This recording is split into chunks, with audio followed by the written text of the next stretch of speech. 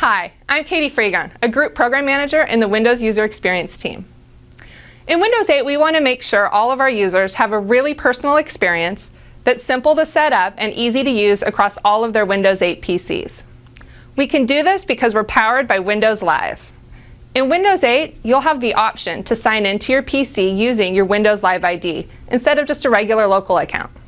This gives us the ability to take all the settings that you use to personalize your PC, both with Windows and your Metro style applications, associate them to your Live ID in the cloud, and then make them available later to you to sync to any Windows 8 PC you use with the same Live ID.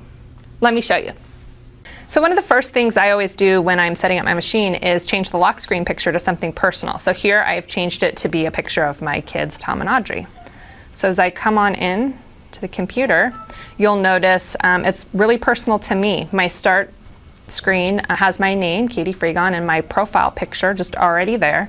And then as I go around, you'll notice different things that are personal to me. So I've added some pinned sites from IE on my start screen. And if I go into IE, I could just log right into Hotmail. I didn't need to do anything in order to do that. And if I start a new tab, it's got all my frequent sites and my pinned sites, so same ones that you saw on the start screen. And as I go around and customize my PC, there's lots of different things that I change. One of the things I like to do is turn off the sounds on the keyboard. So it's one of the first things I usually do when I'm setting up my PC, and I have to remember to go and do later. The other thing I tend to do is when I'm in desktop, I switch my taskbar to be on the right side of the screen instead of the bottom. And so later on, that's going to be remembered. That's going to be really helpful for me. The other great thing about Metro style applications is I can use them, and like I was watching the keynote with Stephen here, and I'm kind of halfway through, but I want to come back to this later. I'll be able to do that on my second PC or any other PC, just pick up right where I left off. Similarly, like an app like the Newsreader, I can add a couple of feeds here. Those are going to be available to me later when I access that Newsreader. So right now I can just kind of browse around them, and when I come back to it, they'll be there for me. So let's go over to my second PC that I just got, and I'll show you how this works. Okay, so now I'm going to go ahead and set up my second PC. So here I'm finishing setup. I'm going to type in my live address, and then it's going to ask me to enter my password. So I'm going to go ahead and do that right here.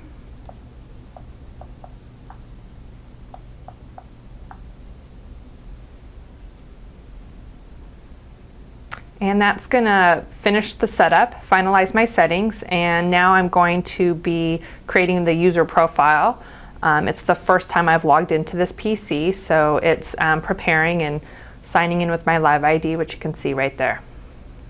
Okay, so the PC's finished creating that user profile for me, and so now you can see different things are already set up. My username, Katie Freegon's, right up there on the start screen. And because we don't want to interfere with what you're doing on your PC right away, we actually run the roaming in the background. So as you use the PC, you'll start to see your personalizations come in with the different settings. So right there you saw my user profile picture came down and synced, and that's just running the background. So as you're using the PC, you'll start to see things show up so that we're not interfering with what you want to do right away. So another good example here is my IE pin sites are right there. And if I come in here, I can actually go into IE. I'll get the same thing. I can just create a new tab, and I'll automatically I have my frequent and pinned right there for me to pick whatever I need to do. I didn't need to type those sites in or pin them manually. They were just right there for me. So similarly, as I explore the rest of the second PC, I'll see my other settings come in. So if you remember, I roamed that I chose to sync down that keyboard setting, and that's off for me as well. And if I come into desktop, my taskbar is on the right hand, like it was on that first PC. And if I come in here and I'm doing different things with the different applications, so you'll remember I was playing that video and I was about halfway through. So as I come into the video, launch it, I'm right where I picked up off that first PC, which is great. I didn't have to find that video again. I didn't have to start it from scratch and then find the 40-minute mark. It was right there. I'm halfway in and I'm picking up right where I left off to finish watching that keynote. The other great thing is this kind of is the same across all my apps. So if I come into the newsreader, I can also have the feeds that I had pinned and picked in that first PC. They're available to me. I didn't have to select them. So I immediately launched that and I can start reading those feeds. The Swiss Miss and that Design Milk are right there for me. So really helpful. So as you can see, really powerful signing in with my Live ID. All my settings are available to me.